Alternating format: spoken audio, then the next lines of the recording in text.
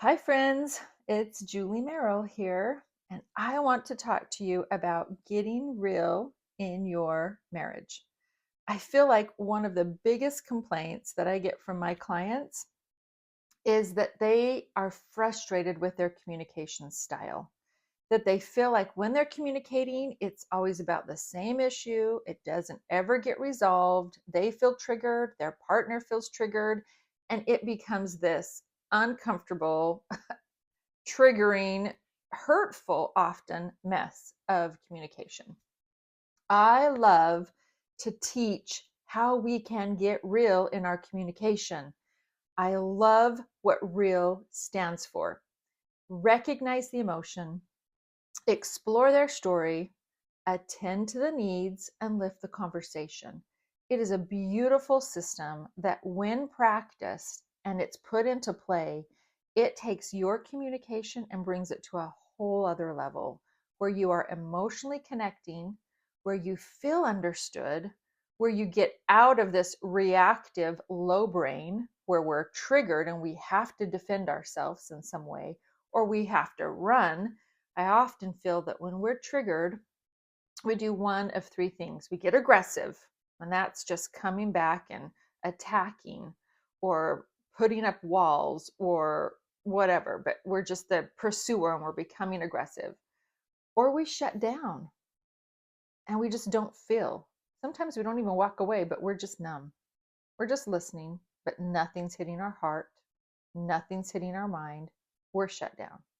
Or we disconnect. Hey, I can't handle this right now. I'm really busy. We're going to have to talk about it later. And we're just disconnecting. We don't want any of those things to happen in our relationship. Being aggressive, shutting down, or disconnecting does not build emotional attachment, does not provide a safe space for us to learn and grow and become one. But when we can learn how to get real, recognize the emotion, explore our partner's story, attend to the needs, and lift the conversation, now we are creating something where it's safe, where we are emotionally becoming intimate and we're connecting, and where we are feeling like our issues, our problems are being addressed and fixed. So let's talk about getting real. How does this happen? Often, when we're in a space where we feel like our communication isn't as healthy as it could be or totally unproductive, we're usually taking an archetype or a role of one of two things. We're the pursuer. Now, they're the talkers. They're the ones that sees there's an issue or a problem and they want it fixed.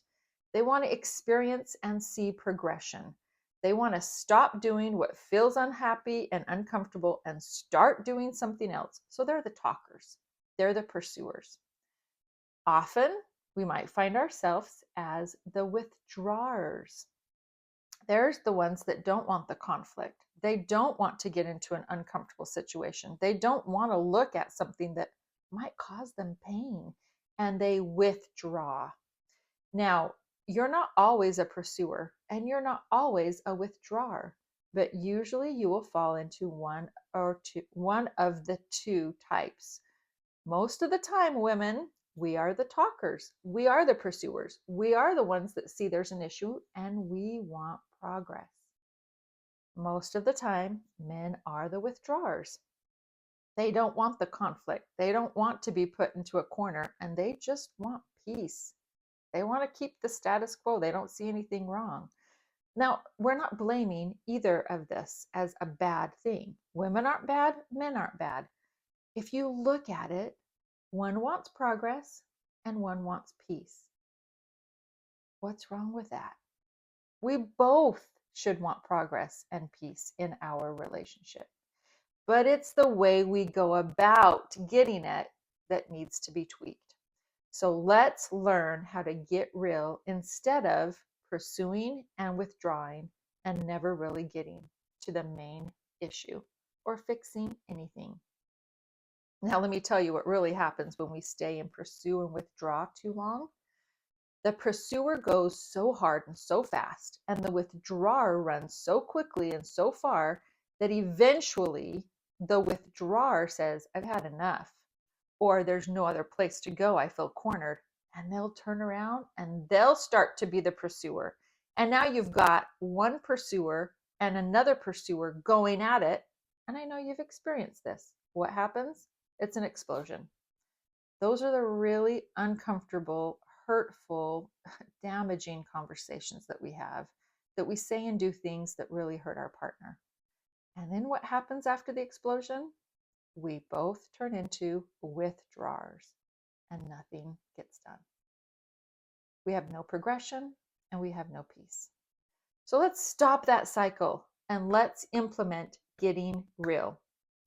Recognize the emotion, explore the story, attend to the needs, and lift the conversation. So if I was the spouse that had the opportunity to see my husband in a lot of emotion, he's either really, really quiet and withdrawn, or he's really frustrated and upset, but emotion has changed. I can say, hey, hon, I'm recognizing that you're really quiet. You haven't said a lot tonight. Can you tell me what's going on? Hey, sweetheart, whoa, you feel really overwhelmed and frustrated. Tell me what's happening. I want to know. How can I help? And if I can just recognize that they're in an emotional state and state that for them, it's not a judgment. It's not a blame. I don't want them to feel guilty or have shame because they're emotional or feeling a lot of emotion. I just want them to know, hey, I see you. You're important to me. Just that step alone can help calm, resolve, and bring our partner back into a neutral space. Just knowing my loved one, my partner, they care enough to stop and to really see me. Now, the second thing you've already done, you've recognized the emotion and you've made an invitation. Tell me what's going on. What's happening here? I'd like to know. Can you tell me how you're feeling? What are you thinking? Share it with me. We are inviting them to share their story. We want to explore what is going on in their heart and in their mind. What are they thinking? What are they feeling? What are they experiencing right now? Now, I want you to notice, this is so important. I want you to notice we are not listening to fix it. We're not listening to correct their point of view. We're not listening to tell them how they got it right and how they got it wrong. We're listening to gain understanding. We want to know what their reality, their experience is in this moment. It might not be even truthful. It might not be what we're seeing or what we're experiencing, but it is their story. And that's what we want to explore. When we choose to explore their story, we're showing them, hey, honey, I hear you. So when we've recognized their emotion, we're saying, I see you. And when we explore their story, we're telling them, I hear you, which is another way of saying, you're important to me. And I understand now where you're coming from. Now, this, to be very honest, is where we can get triggered when we're exploring their story. Oftentimes, the emotion that they're feeling, it's coming from something they perceived we did, do, or didn't do. We did say or we didn't say. And that doesn't mean that we're at fault. That just means they've been triggered. And what we want to do when we hear them is we want to correct them or we want to defend ourselves. This is the place where we get to move into our higher brain, where we are in character and we're listening to gain understanding so we can respond. We're not listening to fix. We're not listening to react, to defend. We're just listening so we can respond. So it might look something like this. Well, yeah, I'm feeling really frustrated. Well, tell me more. Why are you feeling frustrated, honey?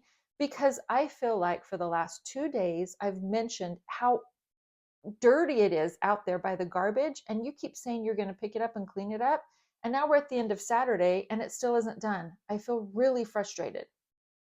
So now that could trigger us, right? But instead of being triggered, This is where we get to choose to respond. Now, let's talk about biologically what happens when we're triggered. We're seeing our partner is triggered. They're frustrated, they're upset, they're sad, they're scared, whatever. They're triggered. Literally, their fight or flight in their nervous system has been turned on. It's revving, it's going. What their mind is hearing and feeling is, I'm not safe. I got to do something about it. I got to get aggressive. I got to disconnect and go do something else.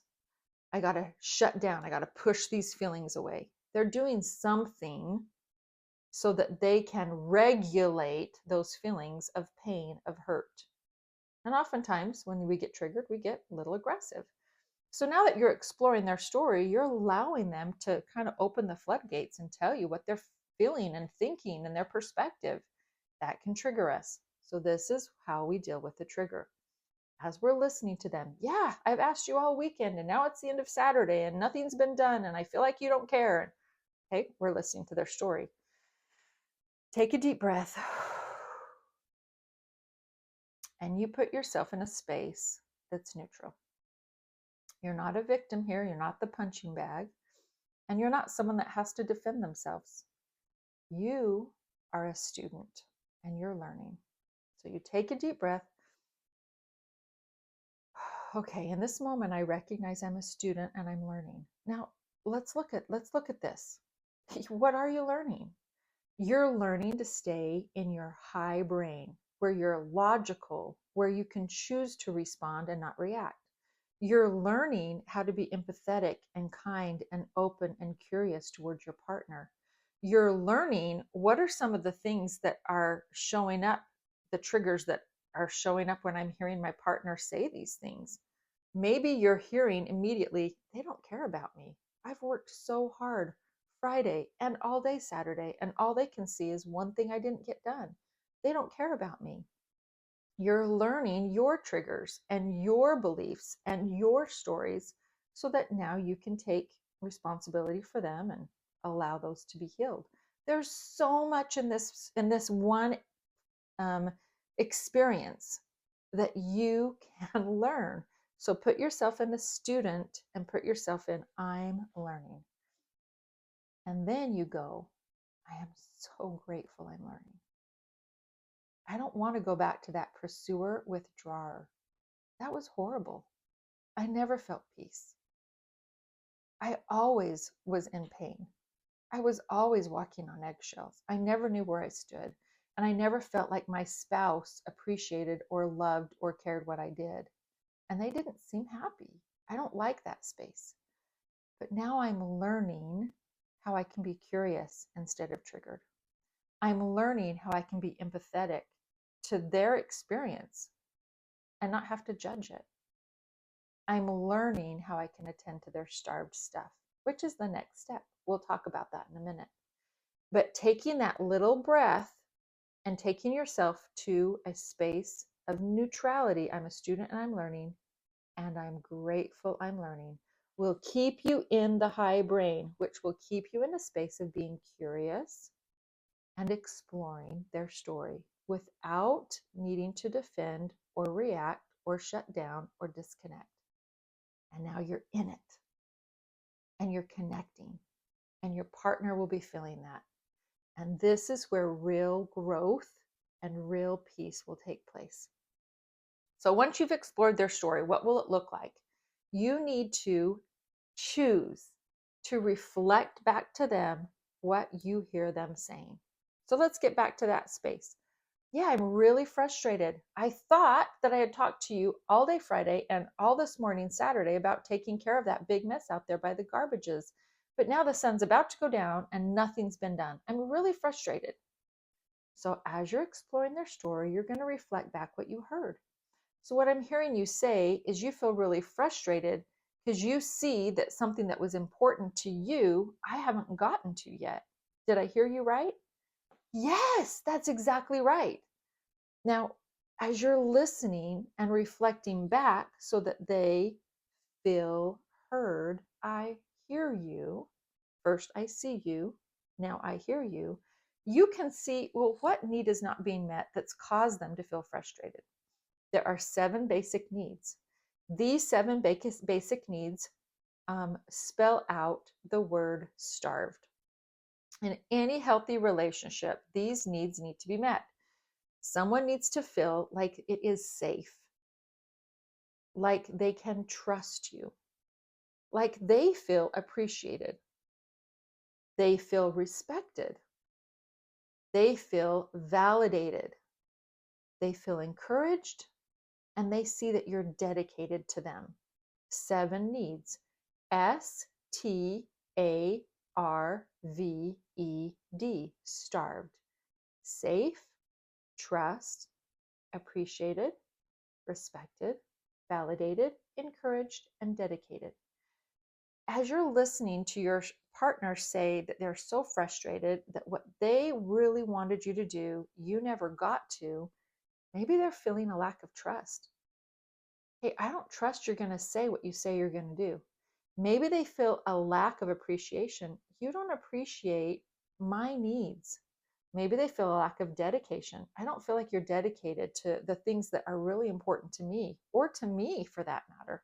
There's lots of starved things that in this complaint you can see are not being met. And that's the next thing with getting real. Attend to the needs. So, honey, what I'm hearing you say is that you're feeling frustrated because you really wanted this task, this cleanup to be done. And now we're at the end of Saturday and it didn't get done. Is that right? Yeah, that's exactly right. I could see how you would feel unappreciated by me not getting that done. And I can see where the trust that you had in me might be lowered because I didn't get to it. Yes, that's exactly right. Now they have felt like, hey, honey, I see you. And honey, I hear you. And now when you've attended to those needs, I love you. Now we're going to lift the conversation. Lifting the conversation is easy. You use I statements. It's a simple formula. I acknowledge, I agree, I aspire, I apologize, I appreciate. Those are a few that you can use. So as we're lifting the conversation, in this instance, you can say, I agree. I didn't get that done in a timely manner.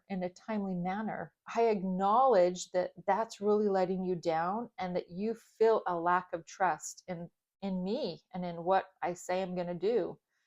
I appreciate that that could make you feel really frustrated. I aspire to do things that make you feel loved because I do love you and I want you to be happy. And I apologize that I didn't get it done in a timely manner. I really want to change and be aware of what your needs are and put those needs first because I want you to feel loved because you are loved. And I don't want you to feel frustrated or upset. And I want you to see now, before we move on, that and statement is critical. So let's kind of go back. What just happened as we lifted the conversation? We didn't blame, we didn't try to correct their perspective. We just listened and then we used I statements. We're taking responsibility.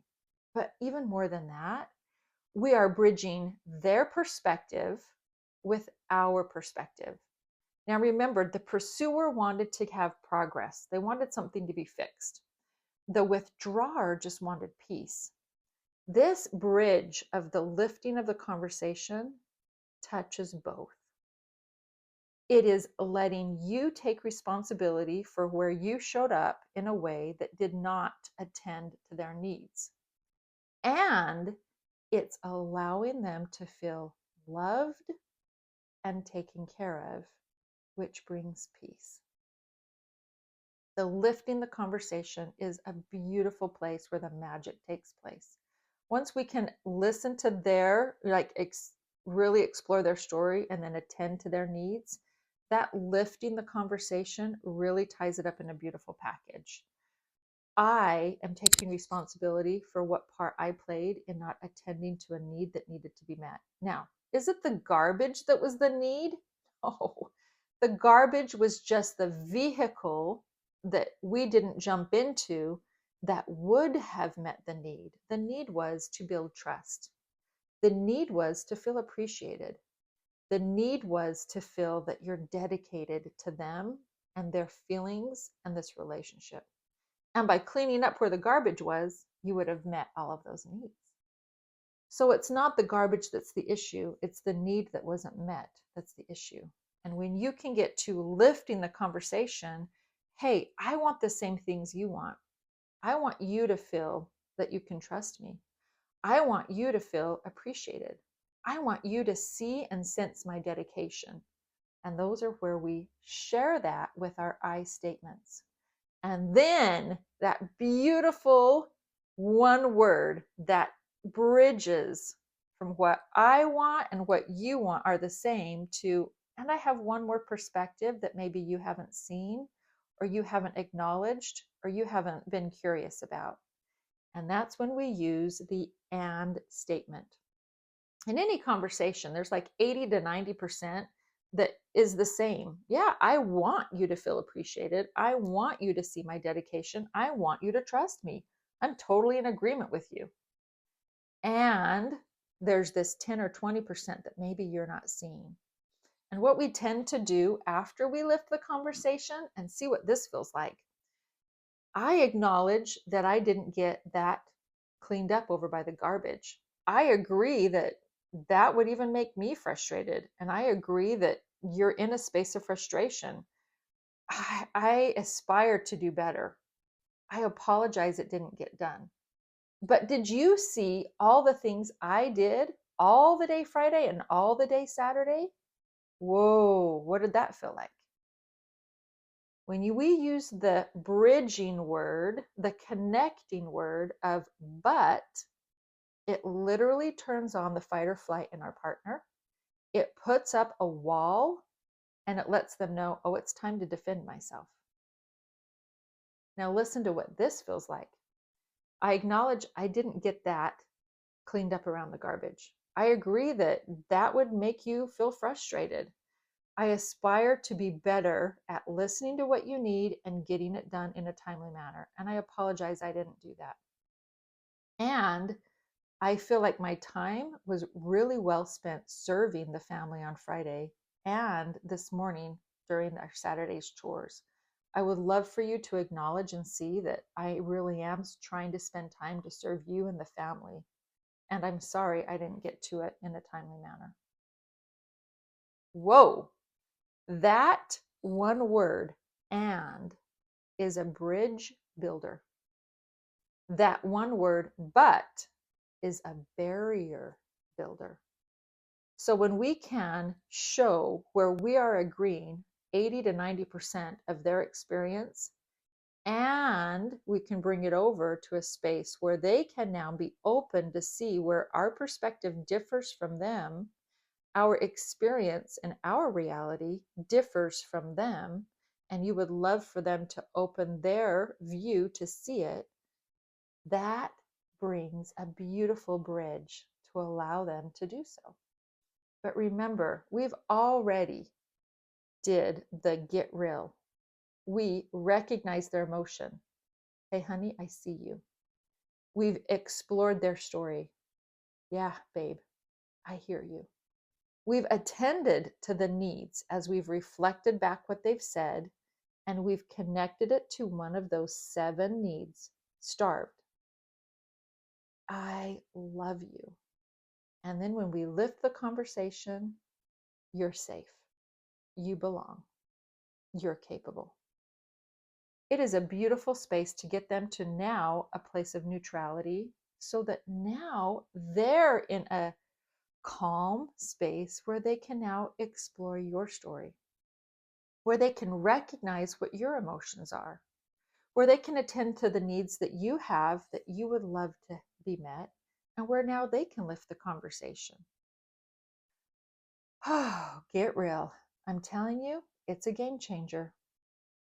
If you are interested in getting a PDF that goes through the steps of getting real, I would like for you to email me. You can find my email in the description below, and I'll actually put it in the comments. And if you email me, I can send off a PDF that gives you the steps of getting real. And that way you can share this with your partner. And maybe together you can stop this fight or flight response, and you can get to a space where you are choosing in a real intentional way to be emotionally connected and to attend to each other's needs and to lift the conversation. Now, if this kind of content is something you want more of, then I encourage you to subscribe to this channel, to like this video, to comment below what your favorite part was or what part you'd like more clarity on, and then to share this with someone that you think could really benefit from it. Thanks, friends. Until next time.